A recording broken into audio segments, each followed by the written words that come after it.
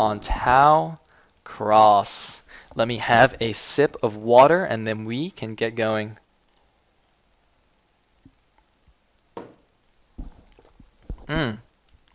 Okay, so since I did not give Bakuryu his theme song at the beginning of Game 1, since I was playing the videos and such, I will do it at the beginning of this game while we go into it. So ladies and gentlemen, this is Bakuryu's theme song choice. If you don't like it, it's not my fault.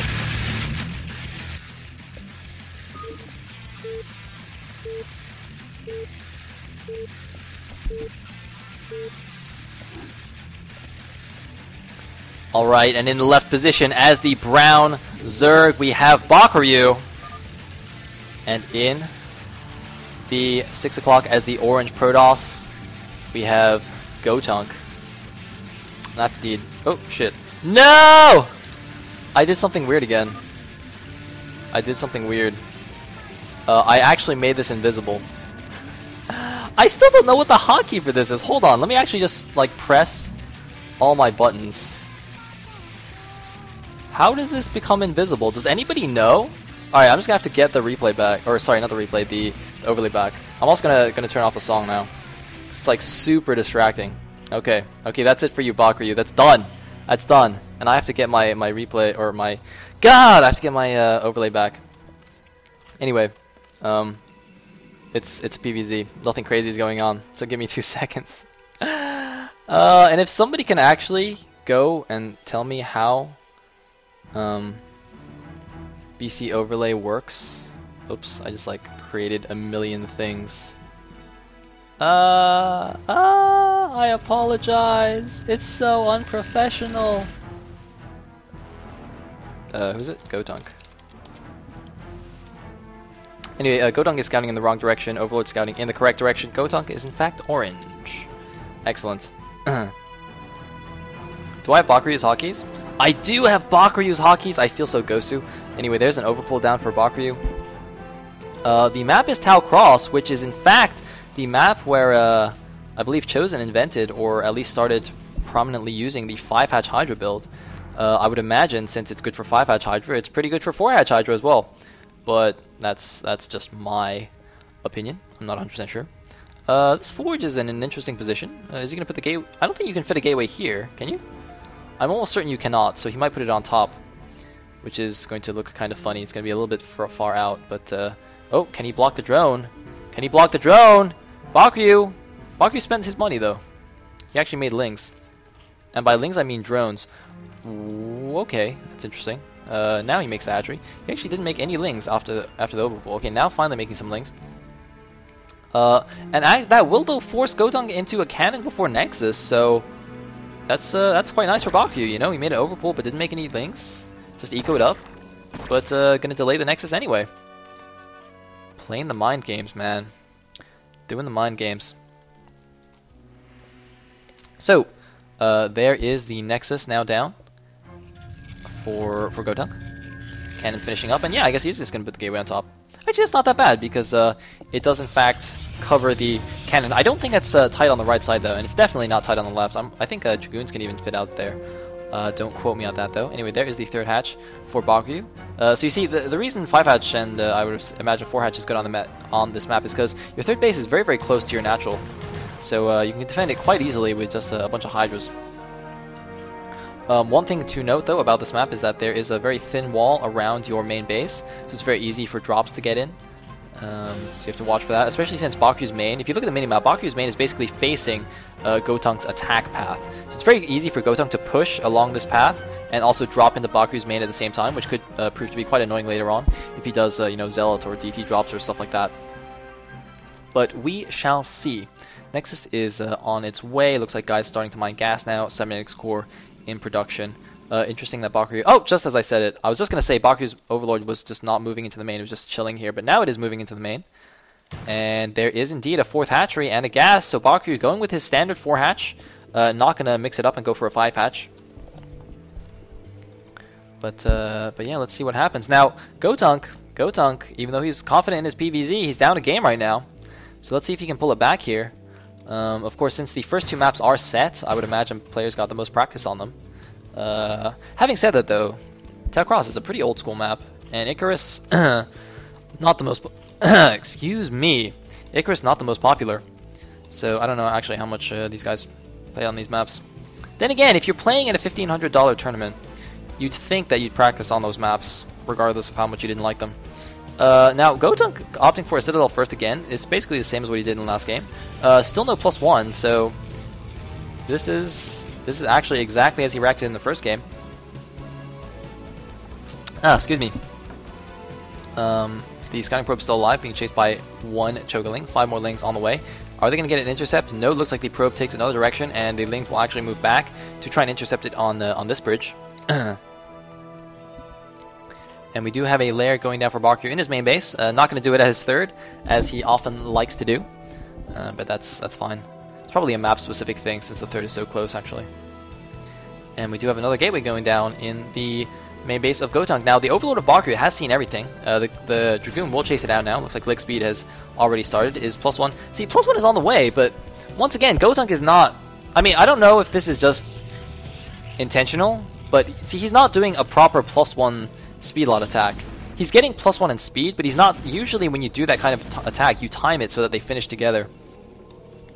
But GoTunK is just getting them both whenever he likes. It's... I don't know, he might... This might be something specific with his build, like maybe he doesn't care about having +1 on the initial attack.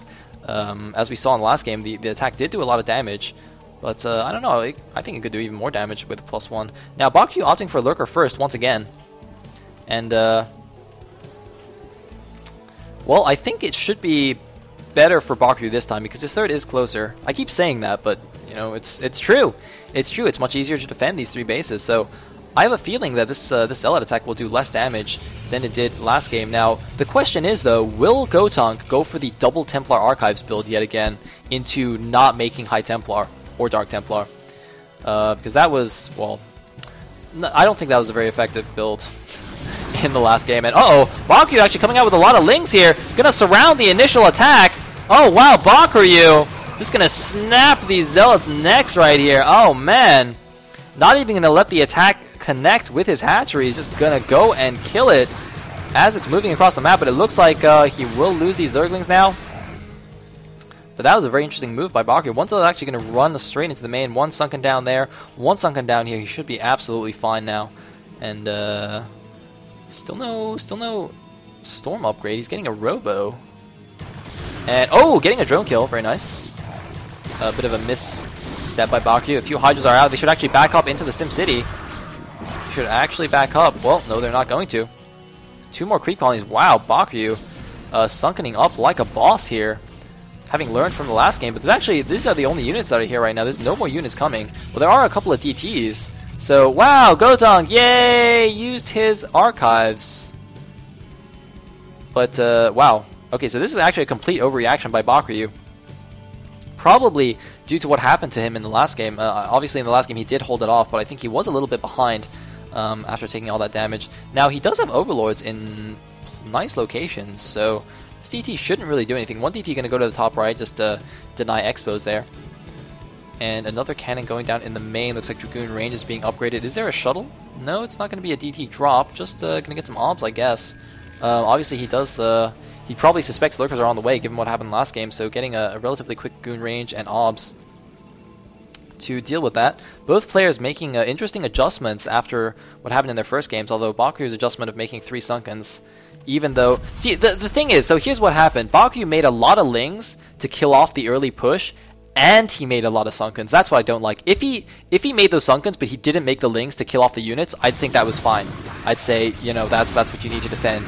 Or if he made a lot of Lings, as he did, and made, you know, 1 or 2 fewer Sunkens, I'd say that's good as well. But if you make both, that's a little bit overkill, I think. Because he saw that he killed a lot of the units, so I feel that's a little bit overreaction. But anyway, one Lurker now down at the front, but Observers should be out in good time. Well, no, the Observatory's only just started. Okay. But they will still be out in good time, I think. And, looks like we have another small attack here. Interestingly, 1 DT chilling with the army, but shouldn't really do anything. Lurkers and Sunkens will take care of that quite easily.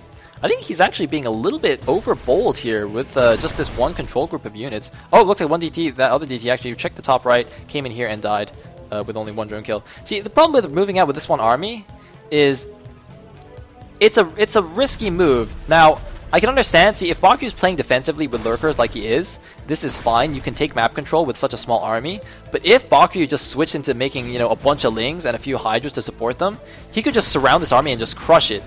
And you'd have wasted, you know, a control group of pretty expensive units. There's an Archon and a DT there. So, I think it's probably a good move, seeing how many lurkers Bakuryu's making, but it's a little bit risky. Anyway, another cannon going down in the back of the main. Doesn't want to get lurker dropped or muted. And a Ling checking out the top right for hidden expos. Meanwhile, another hatchery going down here at the third base. It's actually quite common on this map to see players build a lot of macro buildings at this third base. So for example, Protoss will actually build gateways here, and Circle build hatcheries, just because your rally point is generally out here outside your natural, which is close to your third. So you just have a lot of space here where you can just rally units quite quickly. And oh, looks like some units getting taken out. GoTunK going for his third base. Another good part about putting gateways at your third as a Protoss is that, you know, since it's so easy to drop the main, even if the Zerg does drop your main, you can still make units from these gateways. So that is quite nice. Anyway, it's 89 supply for Bakuryu against 106 for GoTunK. Now, is Bakuryu going to take a fourth in response to his third, or will he go and try and kill it? Looks like he's going for double evos yet again, getting a Queen's Nest, relatively quick Queen's Nest. Well, actually, no, it's actually fine. Fine timing. More gateways being thrown down. 1, 2, 3, 4, 5, 6, 7, 8 gateways in total. Actually, wow, 5 HP on this gateway. Barely keeping it alive from that lurker. I didn't notice that before. And we have one Hydra going somewhere, I don't know, leading with an observer just to see exactly what the Zerg has. Bakuryu going for the snipe once again, not going to get it. Let's see if he can do some nice observer sniping as we saw last game, or not. And the third base is about to finish here. I don't see any signs of an expansion from Bakuryu. He's just pumping mass units right now. He might actually just go for a huge attack here. Now note that this is a very open, there's a bridge here and then a very open space here outside the natural and the third. So, you know, the mass Hydra lurker could be quite effective here. And what... Oh man, if GoTunK just expands again, that'd be crazy. GoTunK is just going to play super defensively, I guess, and expand a ton. It's almost like how I play PvZ. I just don't attack. Just expand, man. I mean, so... Here's actually my thinking behind this. So when I play this kind of style, the super defensive mass expanding style, it's because, in my opinion, the super late game Protoss army is superior to the super late game Zerg army. And if you can get a split map situation, it'll favor Protoss over Zerg. So you might as well just defend and expand, and if you can match the Zerg in expansions, you're just gonna win the game eventually. I mean that's my opinion. But anyway. Fourth base down for Bakuryu, but it's about the same time as the Protoss is fourth, and Bakuryu actually has no scouting of this. So I don't like this. I think Bakuryu should have overlords ringing his main base, at least. Oh, just as I say it, he sends. Well, no, not sending overlords, but yeah, he should really have some overlords around his base just to check for drops and stuff like that. Because as I said, very easy to drop into the main base on this map, and a 4 Zella drop or especially a 4 DT drop could be devastating. And Bakuryu does see this base. 2 cannons are finished, so they will be okay against these Lings. How is Bakuryu going to respond to this? He has to do something right now, or he is going to fall behind in this game. GoTunK is 152 supply against 124 for Bakuryu, keeping it as it should be in a PvZ. And Bakuryu looks like he's just going to send his units over here to defend his mineral only. Nice storms going down, and a lot of